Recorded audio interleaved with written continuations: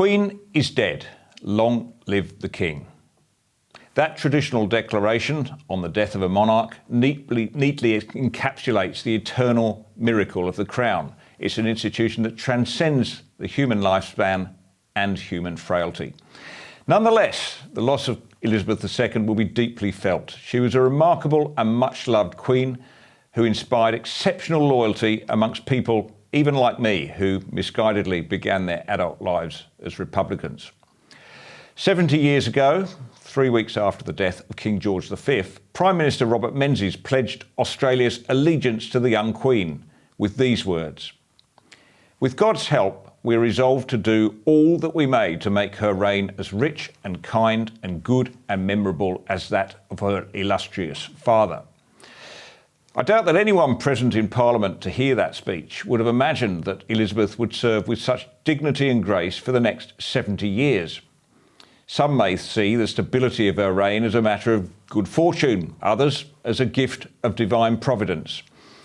Either way, we have cause to be grateful for the service of a queen who has been an anchor of stability throughout 7 turbulent decades. The Netflix series The Crown may not be the most accurate historical record of Elizabeth's extraordinary reign, but it does serve to illuminate the profound changes in Britain and other Western societies that were the backdrop to her life.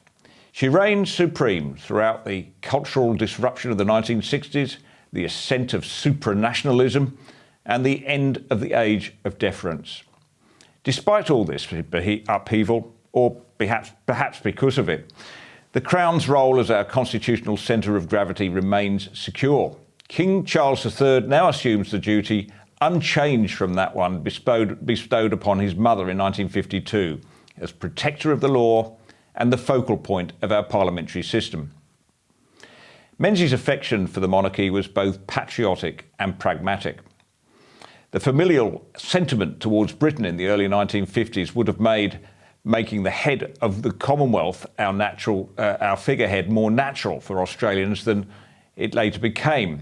History, however, tells its own story. Australia and Antarctica remain the only 2 continents in the world never to experience a civil war. Political power has always been transferred peacefully, even after Gough Whitlam's dismissal in 1975. Menzies was right to conclude that constitutional monarchy is the best form of governance bar none. Counterintuitively, placing an unelected figure in such a powerful position at the centre of the Constitution is the protection against tyranny and a guarantee of parliamentary freedom. The Queen's constitutional right to make acts of Parliament could only be exercised, quote, by and with the advice of the Senate and House of Representatives, according to Australian law. In the spirit of the Magna Carta, the Queen was both master of the Australian Parliament and its servant. Menzies declared this to be the most democratic monarchy in the whole wide world, and the Queen played her part in that. For the 88% of Australians who've not reached their 70s, the face of the Queen has been synonymous with the Crown for our entire lives. Her death reminds us that we owe our allegiance not to a person, but the institution she or he represents. And so it was that in the early hours of Friday morning, when most of us were asleep, our allegiance was transferred from Elizabeth II to King Charles III. Under statute passed by the Australian Parliament in 1953, Charles is, by the grace of God, the King of the United Kingdom, Australia and 14 other nations, head of the Commonwealth and defender of the faith. A responsible government under the Crown is, as Menzies said, the greatest system of government yet devised. Elizabeth II has played her part in that to perfection, and she'll be missed by every loyal Australian more deeply than words can express.